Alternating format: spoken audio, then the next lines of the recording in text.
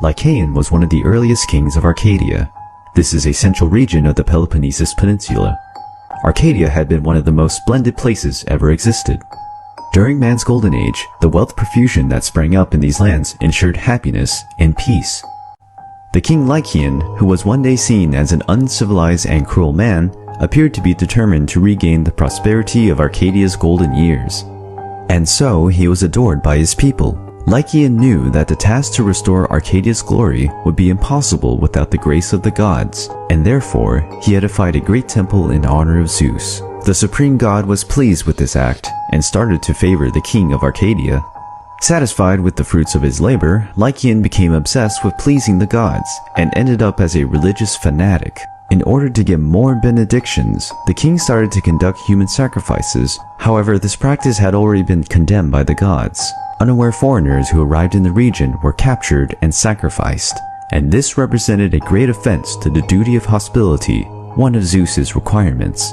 To know what was going on in Arcadia, Zeus, properly disguised, decided to check if everything that people said was true. Right when he arrived, Zeus was taken to the palace where he would be delivered as a sacrifice. However, one of the king's assistants realized that the guest was extremely calm, and he warned his king. "My lord, there's something odd here. This man's calmness disturbs me. Perhaps Zeus is testing our hospitality as he did with Philemon and Baucis." "Soon we will find out about that." The king ordered a banquet in the honor of the guest, but the main dish would be the flesh of a slave. Lycaon and his sons feasted themselves with such meat, and being served with human flesh, Zeus became furious. "Damn fanatics! You misrepresented the worship of the gods in a rather heinous way, and for that sacrilege you will pay the price."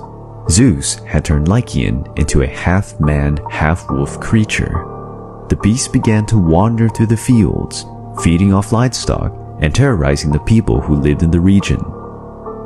And during the full moon nights, it was possible to hear the cries of the king, who had been turned into the creature that nowadays we know as a werewolf.